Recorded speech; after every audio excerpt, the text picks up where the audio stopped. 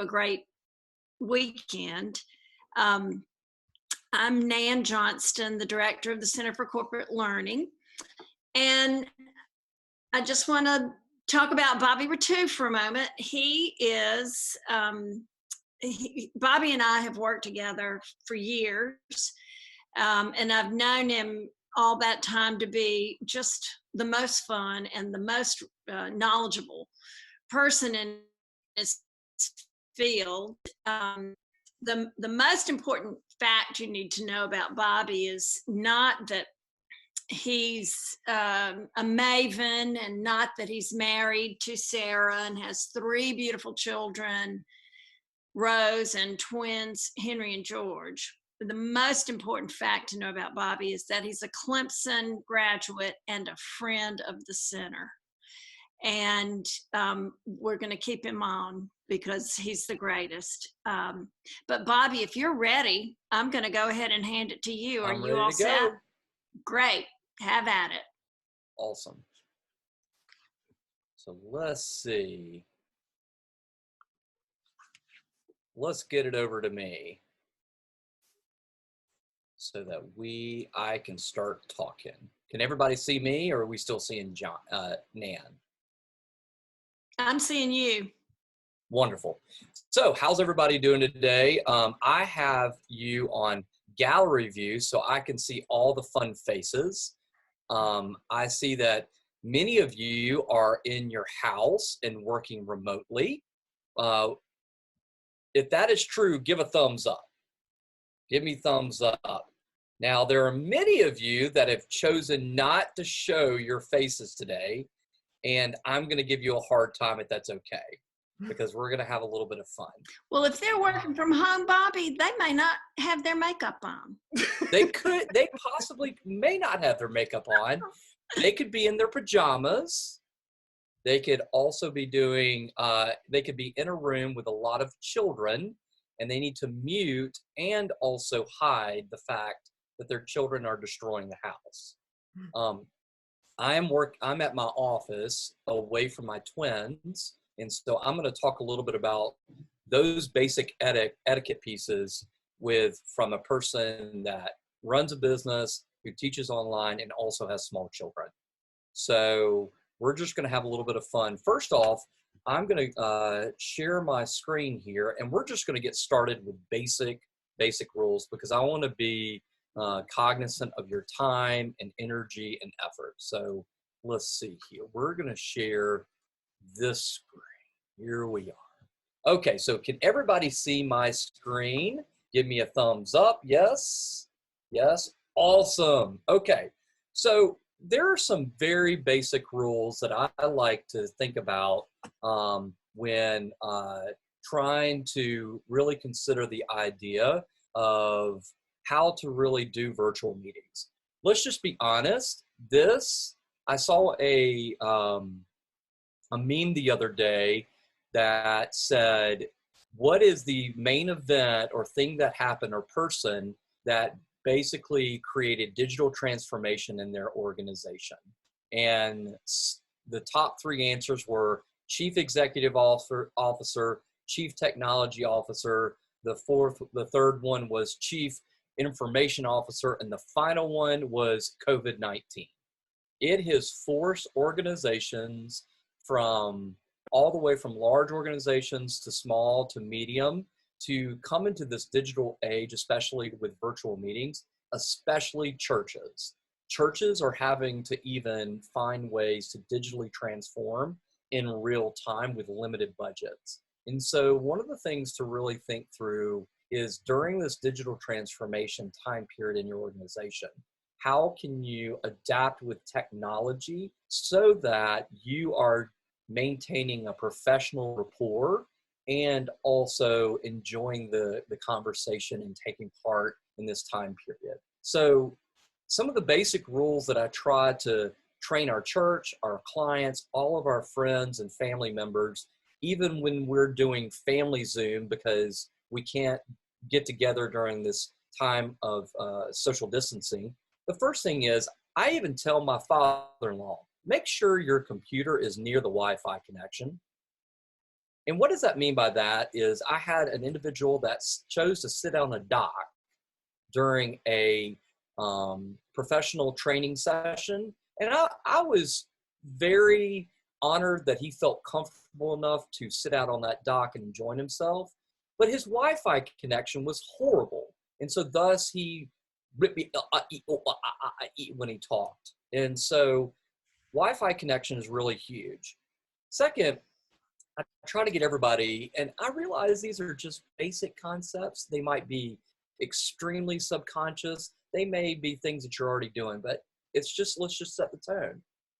Before you do something like this, restart your computer or your device. You want to make it fresh. The computer needs to refresh because it's getting ready to take on a lot of computer processing in order to stream video live. And so it's a good idea to restart your computer.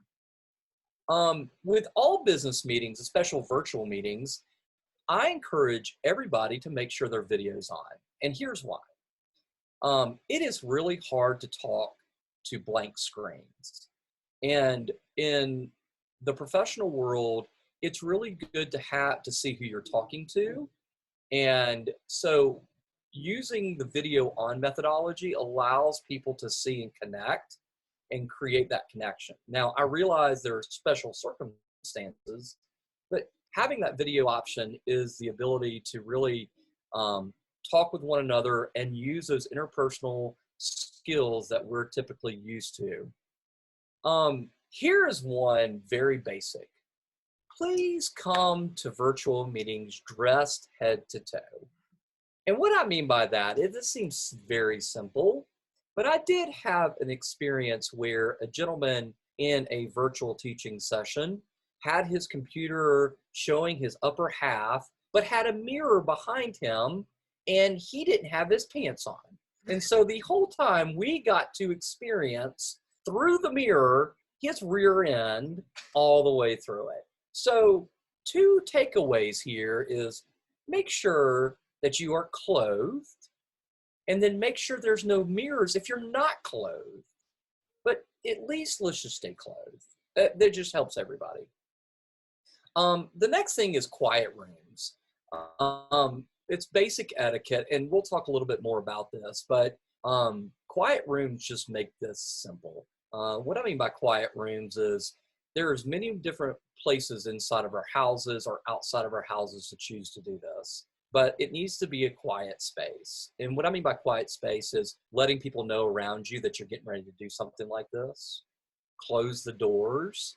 Try to choose a room with carpet so it absorbs the echo bouncing around.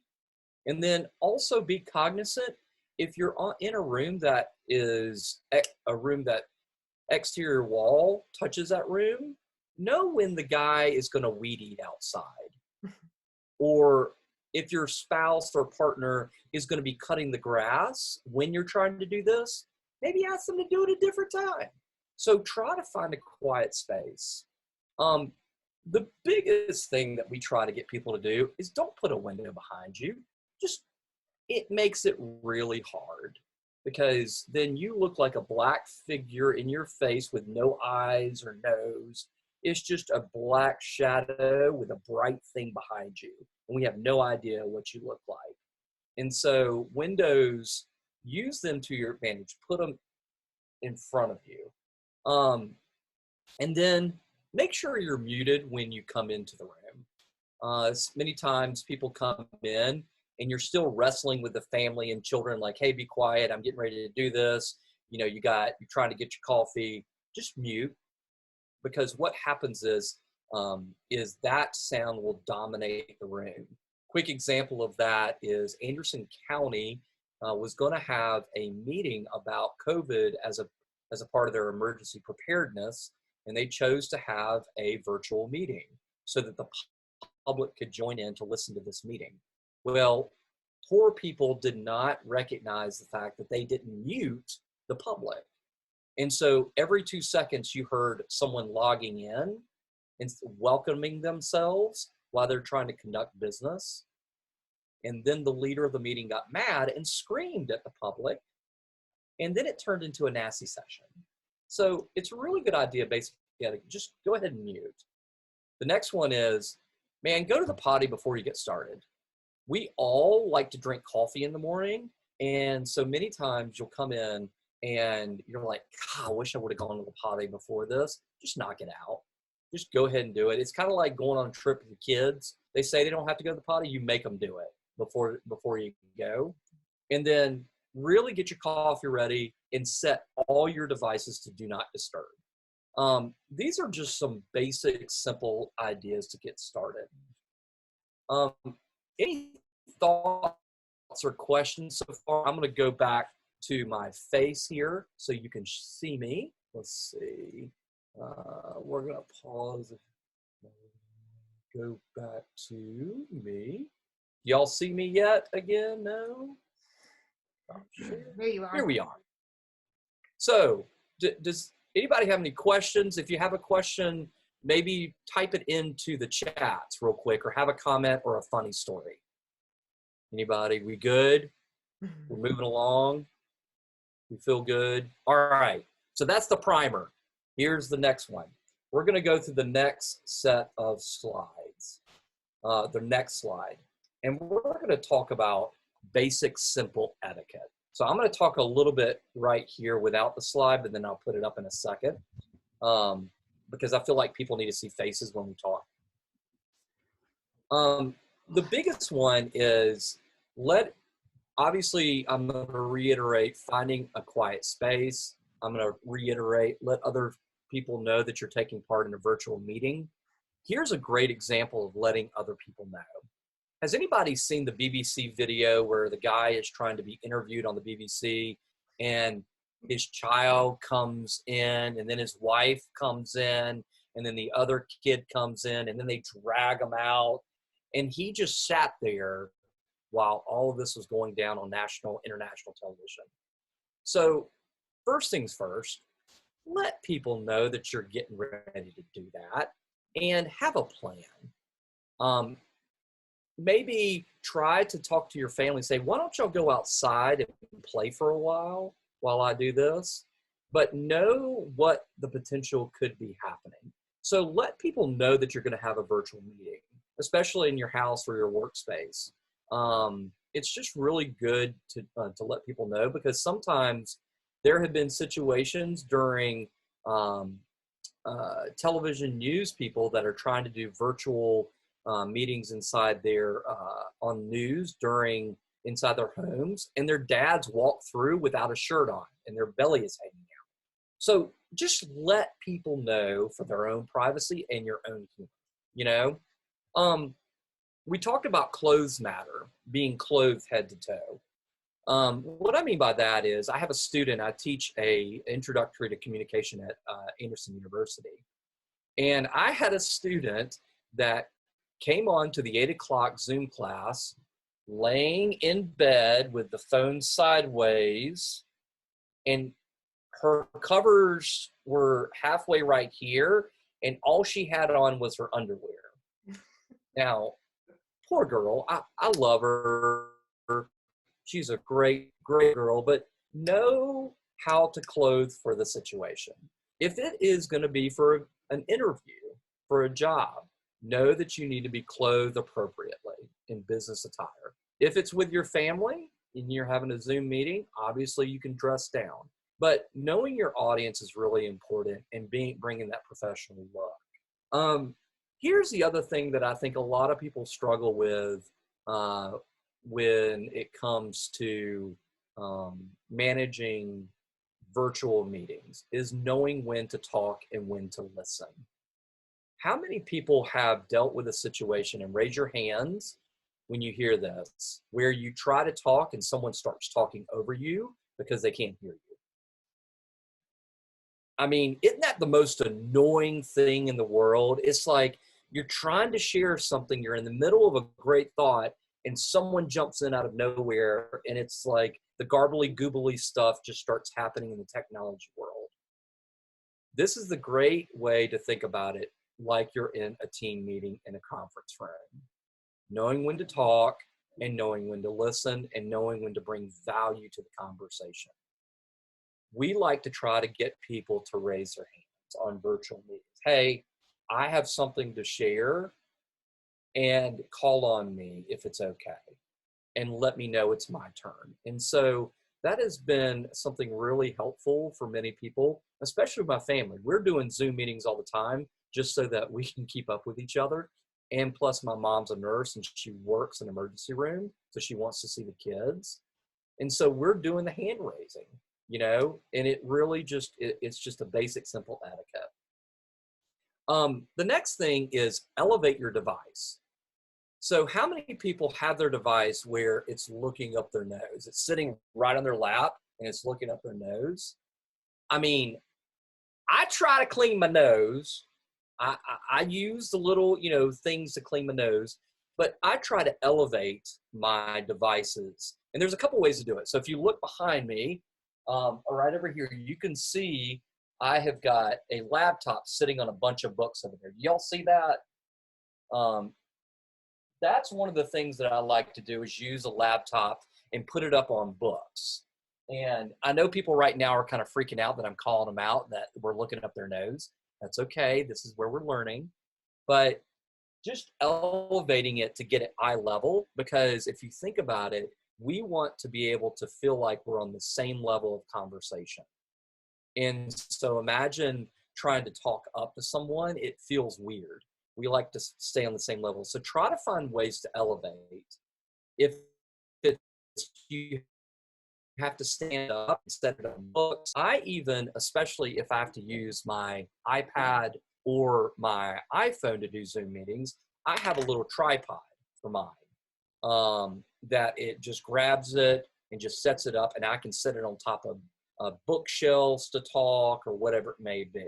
I'm going to put some links on Amazon for some very inexpensive tools, little tripods for your iPhone and iPad. But this little guy right here is that I ordered was like $15, and it really does a really good job of helping me. Also, many people like to escape to their car. How many people have had to escape to their car to do a virtual meeting? Raise your hand. Anybody? Nobody? Maybe so. Okay, I've had to do it before, especially when it was an impromptu Zoom meeting, and I had to go out to the car real quick. So I have a little holder that puts my phone onto the windshield so that I can just sit there and talk. And that really helps me a lot, and it allows me to have a quiet space. So elevating your camera has been really good.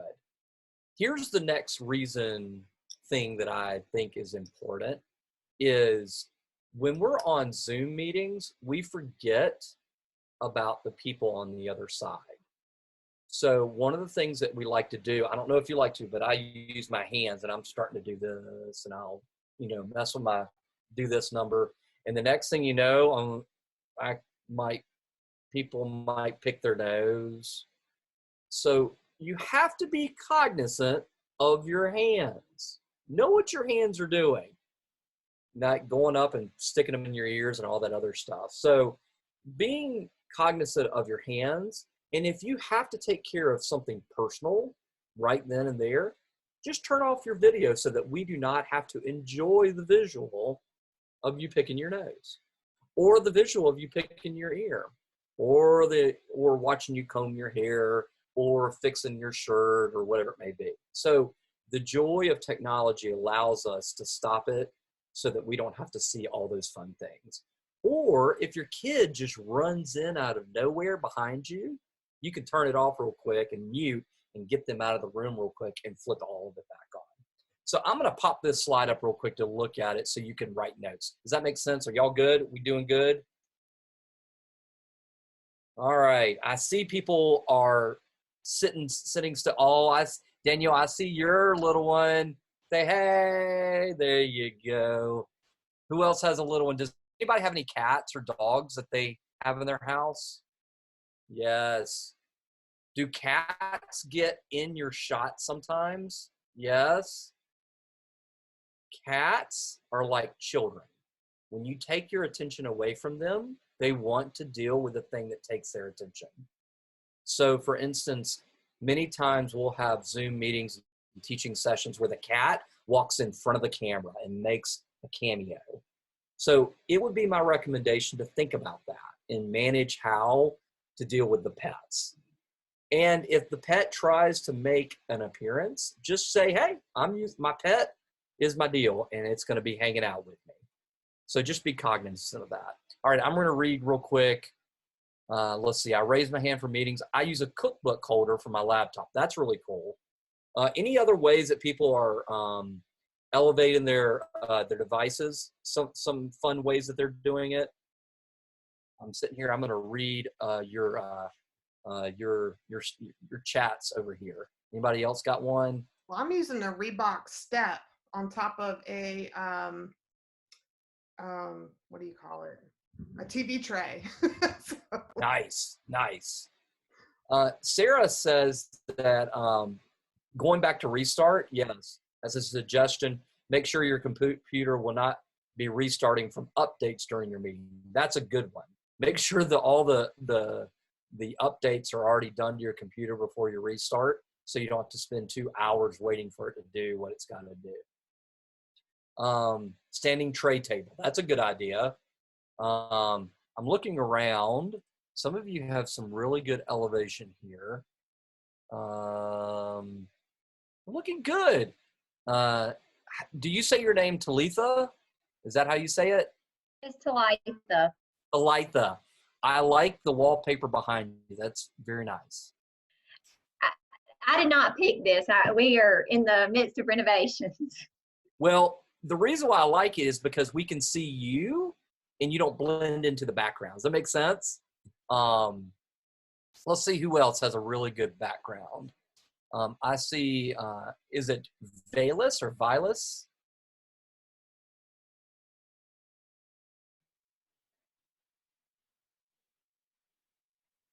It's okay. I like, you have the Clemson background. I like that.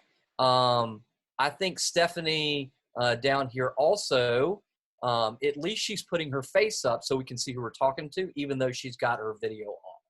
I like that a lot. That's really cool.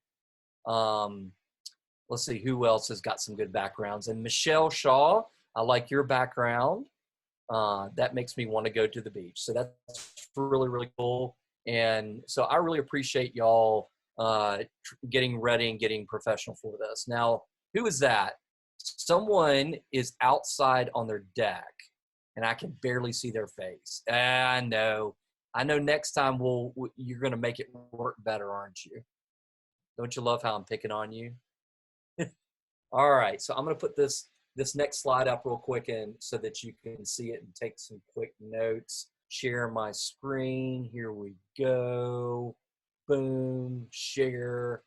All right, so here's all the simple etiquette, digital professionalism pieces. Find a quiet space for the meeting. Let others know that you're taking part in the virtual meeting. Clothes do matter. Know when to talk and when to listen. Wave your hand when you want to speak. Elevate your device and turn off camera and mute when you have to sneeze, pick your nose, or handle other personal related issues. Sally and Nan are going to make these slides available for you as little ways to re-engage with this information. All right, we're going to go to the next slide. Situations. Let's talk about the situations that we're doing this in. And this is really important because we as communicators have to know our audience and what situation we're coming into when we're taking part in virtual meetings. First, I imagine many of you are doing team business meetings, both with internal and external stakeholders. With internal stakeholders, meaning people inside your business that typically would be a part of a non-disclosure agreement, it is probably okay to show your surroundings, especially if it's a technical surrounding. But if you're meeting with external partners that are outside your organization or outside of your non-disclosure agreement or the privacy, you really need to know what's around you. If you have something technical there, if you have something personal in the room that doesn't need to be shared, you have to know your audience so that you are not sharing information that is private to you and also private to the company within the area that you're sitting in, just so that you don't share information that could be detrimental to that conversation. So, but team business meetings are typical. Virtual classrooms. We're doing a lot of digital learning right now. How many people are taking part of digital learning right this second outside of this webinar? A lot of people, yeah. Virtual classrooms are really big right now. And so remember, you're going to be meeting with people that you've never met before. So really thinking about your space. Job interviews. The economy is in a space right now where many people are being furloughed or putting on temporary workforce, or their job is just flat out changing. It's a lot of job interviews right now. And so that this is being used in that space. So once again, knowing your context. Medical and behavioral health appointments. I was also going to Yes, make, Sally. I'm sorry, I was also going to make a lot of times, even before all of this, instead of phone interviews, people are, I know I've done like Zoom interviews before. So this is sort of the new wave. Instead of doing a phone interview with a group of people, you'll end up going into a virtual meeting. So Yep. just to kind of give you that. So even after all of this, this is where everything is going. Also, medical and health appointments. I mean, many times you're meeting with doctors through virtual meetings for basic appointments for public health perspectives, and also mental health. It's hard to go see your mental health professional during this time period. So a lot of mental health professionals are really engaging with their patients in virtual meetings. So knowing your audience and knowing privacy and how to present yourself is key, because this is a way of connectivity that is the reality right this second. And then also friends and family. One of the things that we've been doing as a family is really using virtual meetings like Zoom, FaceTime, and some other tools is to keep up with our family so that we can stay connected. My dad and my mother-in-law, my stepmother, live an hour away, and he travels a lot for a large construction company. And so we don't want him around the kids and us around him, because he's in that 65-year-old area that we don't want to expose each other.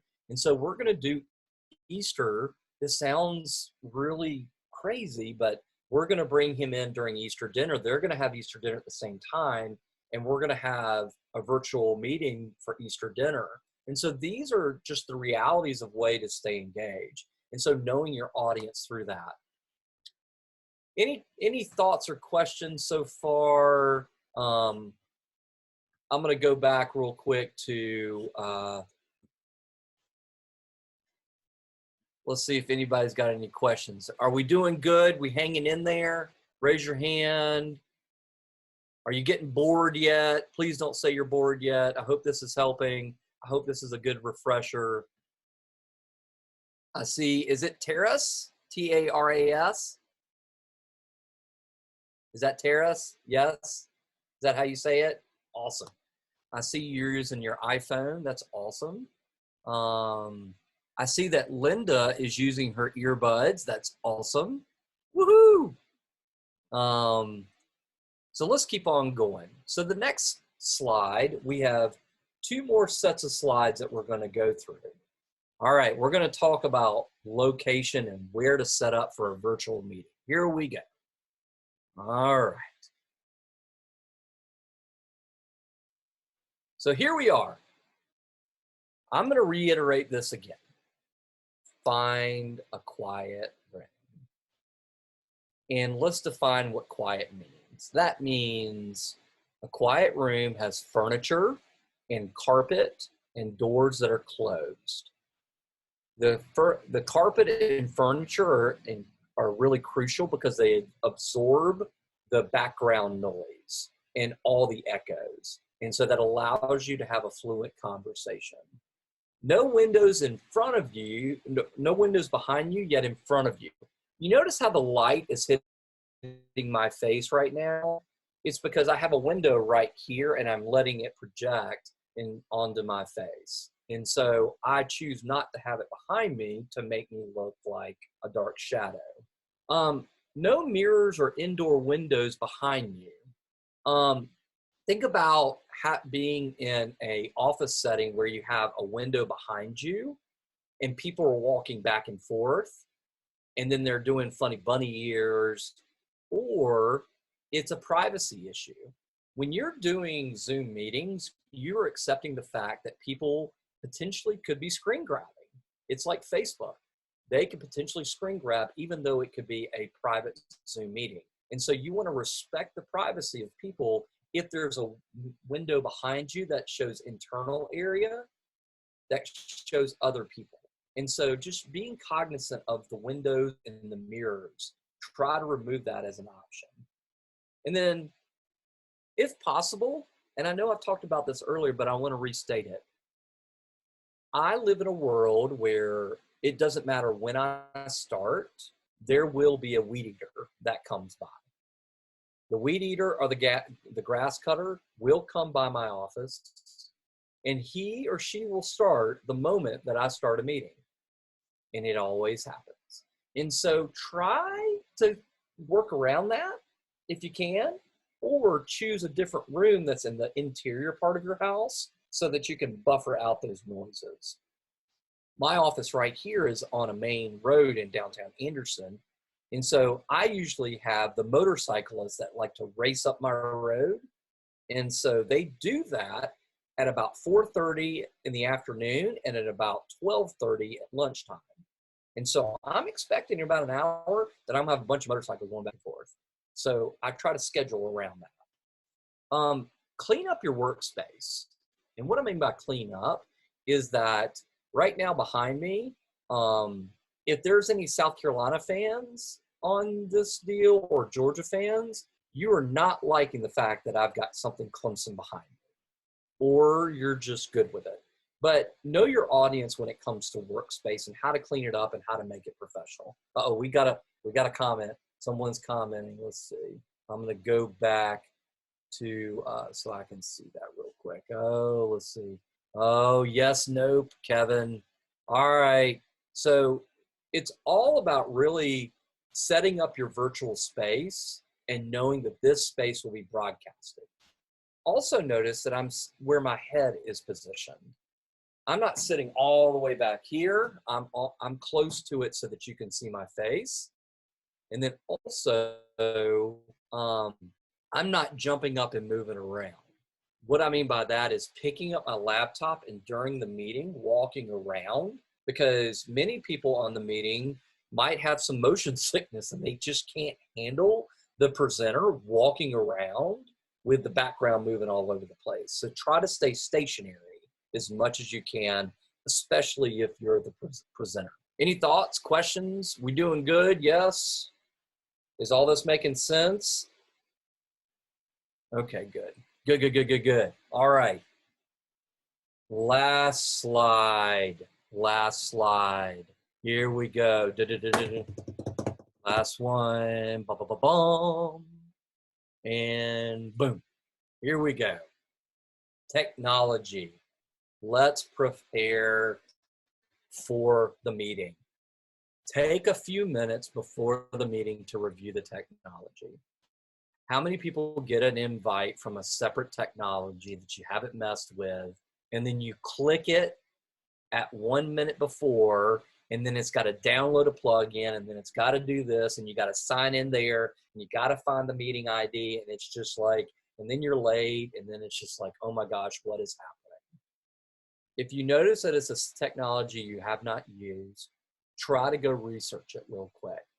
Spend some time getting to know if you need to download a plugin, if you need to create a free account just so that they can see your face, if you need to install a plugin, if you need to restart your computer after it installs.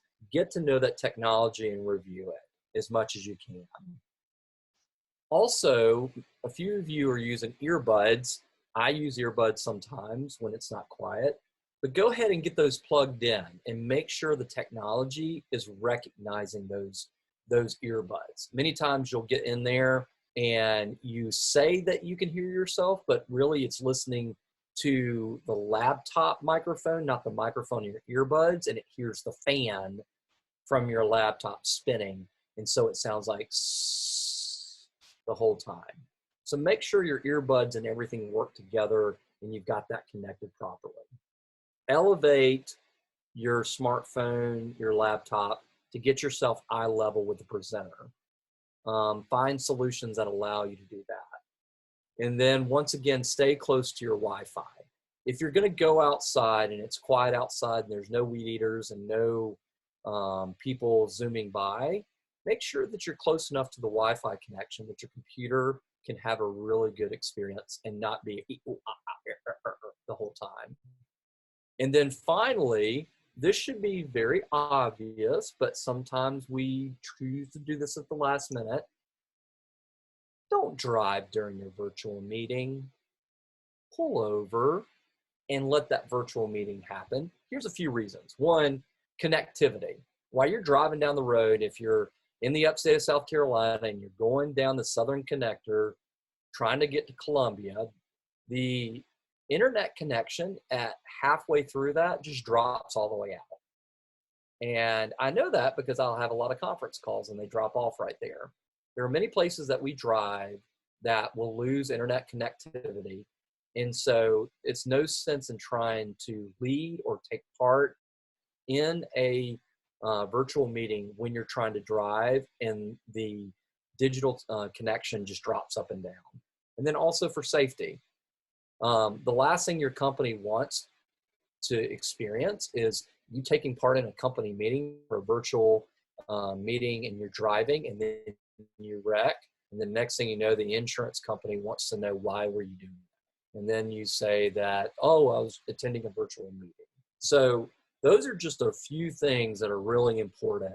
I'm going to jump back over to the stop share, and I would love an opportunity for people to ask a few questions or make some statements, or Nan or Sally, do you have something to share? Well, I can share that I don't know how to scroll down in the chat box. Oh. Or the chat room, not the chat box. The chat I wish I room. did. Yeah, because I can't see all. But anyway, that's an area of detail that I'm going to have to look at and learn. Mm-hmm. Gotcha. Well, I love that I get to see my parents in this webinar. Yes, I get to see them too. I know. Hey, Jim. Hey, Hey, Kate.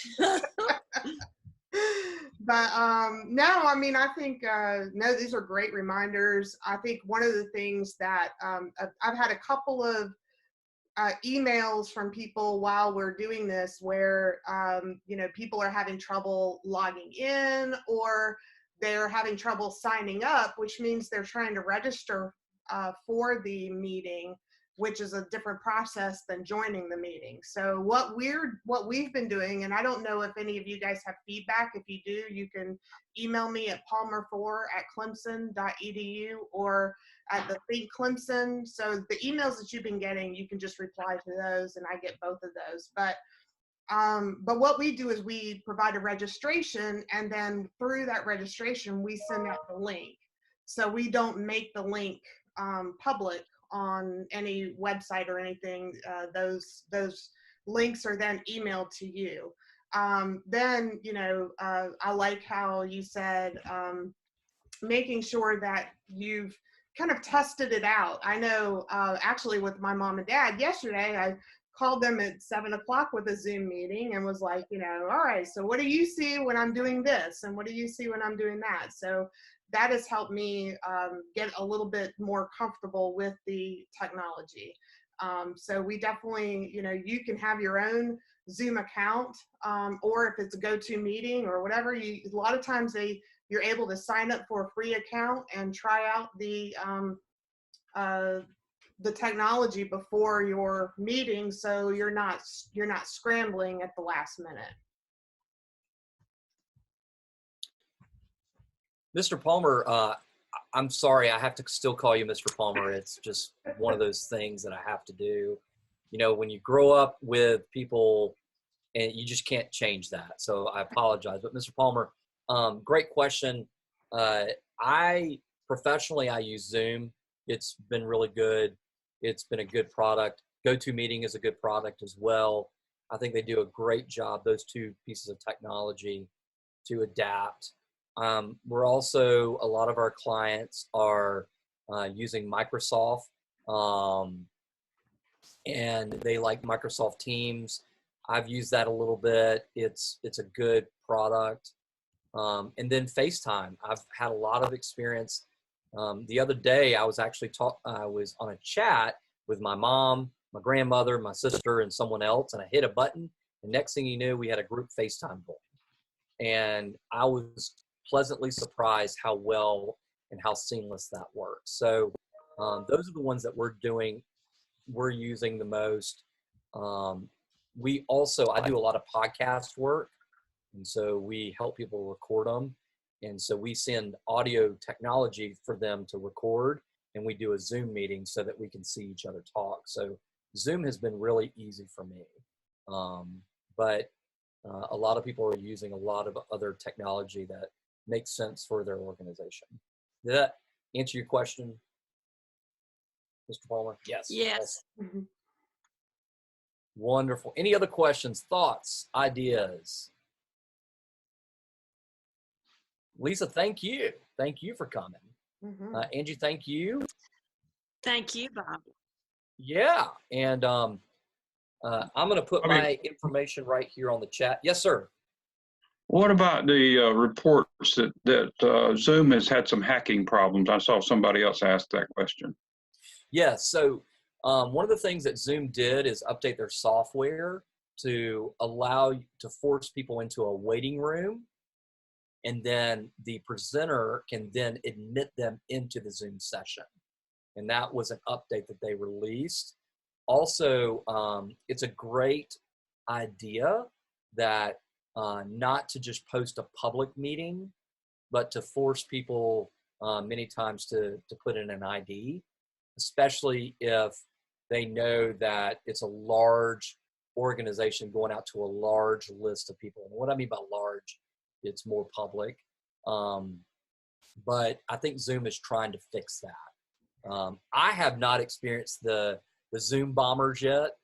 I did make the mistake of having a chat with all my high school buddies on Zoom, and I was logged in as the church and not me. And so that seemed kind of awkward to be talking to my high school buddies as Boulevard Baptist Church instead of Bobby the Two. Miss Palmer, yes, ma'am. Turn on your audio. Let's see. I'll unmute. Let's see. I'm gonna unmute you. You go ahead. Okay, unmute it there. I watch a lot of television news, and a lot of the TV correspondents could benefit from this webinar, Bobby. I'm not kidding. These people, I'm from all sorts of backgrounds, and I've seen sitting in front of windows, so that they're nothing but a black blob. And I've seen dogs and children walk through the picture, and I've looked up numerous noses. So I know. I mean, I don't understand why these folks, they're on national television, but they're used to being in front of a regular camera, not this kind. Anyway, I just wanted to say they would benefit from. There's great benefit. I tell you, we have to be reminded that we are becoming professional communicators. As professionals, we are now professional communicators, using technology like this to connect and work with people virtually. And as professional communicators, there's a few things that I think we have to accept. One is we have to accept that we're going to let people into our space using technology like this. Second, we have to understand and accept that we better start learning our audience. Before we get on a call or a virtual meeting, we have to have a good concept of who our audience is going to be and what their expectation of that interview or conversation is going to be about. And so through that, we have to be able to set purpose in our mind why we're doing this. if we're doing this to have a job interview, then we better set expectation visually and auditorially of how we expect that meeting to be carried out. And so many times as we join these virtual meetings, the presenter might not have the best tools, but we as professional communicators like us can set standards and even open up when the meeting starts and say, hey, would you mind if we just kind of set the ground rules for today's meeting visually? And I think that's a great idea. We usually set expectations in meetings when we're together in person. We'll have an agenda. We'll talk about basic ideas. It's a really good idea to go ahead and set expectations for our organization to say, okay, here's our agenda. Second, go ahead and mute. Third, make sure you have your coffee, you use the bathroom, and also clean up your workspace. And these are the things that we are expecting to take part in this meeting to keep it efficient and on task. And I think that's really good for people to know what the expectation is. So I think there's an opportunity as we lead meetings and receive meetings to be a part of setting that expectation as we are becoming professional communicators. And Bobby, I do have, I think Stephanie just said, my company likes to see the children and the pets in the background. And I think that's absolutely, I've got, I've been petting Mr. Ziggy over here who likes to sit by me. It does make it real. And I think it's just, it's a balance. It's trying to figure out, what that balance is. Are the kids being, or are the kids and the pets, keeping you from being able to focus on, the task at hand, or are they, as my daughter is right, right there, it's just being goofy, but it's just trying to figure out how do you strike that balance. One of the things I told my daughter is go ahead and put a movie on and go in the other room, and she wants to put another movie on. Yes, you may. Right. Go ahead. So but anyways, it's striking that balance. But I'd absolutely love to see children and pets. The last time Bobby did a webinar with us, or he worked with some of our clients, was, a woman had her cats going back and forth, and he acknowledged it and thought it was great. And I think it was a way to build rapport. And I think if you can use it in that way, I think it's great. I think that's a great point too. I have clients that are stuck at home and they want to see my kids. Like they're like, hey, can I see Henry and George? And so I'll get them. I did make the mistake one time of doing it through a phone, and my son grabbed the phone and took off. And he ran to the backyard, and I had to go chase him down to get my phone. And my client up in Charlotte was laughing profusely. She thought it was the most hilarious thing. So, there is a balance. We are at home. We have to admit we're home. We're working from home, but trying to find that balance and learning how to set expectations. And I think even on the front side too, to Sally, is like, your boss calls you and says you got to have a Zoom meeting. You just say, look, I can't find childcare right now. Can you just understand the fact that, my son's going to be sitting right here. He might bother us for a few minutes, but this is what I got to do right now. I think setting expectations really helps people so they can be prepared for it. Any other questions, thoughts, ideas? We're good. I think it's been great. I've learned some things, and I even got maybe it was Stephanie said, scroll down in this box and you'll see, how to read the chat and everything. So I've even had people responding to me. Thanks so much, Bobby. We've really appreciated everything you told us, and we so appreciate those of you who came to be with us today. And keep in touch, look for more, and if you're interested in more about Bobby, just connect with us and we'll give you a list of what his expertise covers. So thanks, Bobby and Sally and everybody else. Thank you, and look out for some more webinars that we have coming down the pipe too. So We're really excited about some information, and this will probably not be the last time that you'll see Bobby, and we'll have some guest speakers as well. So I'm really excited about that. Y'all have a great day. All right. Thanks. Thank you. Bye, everybody.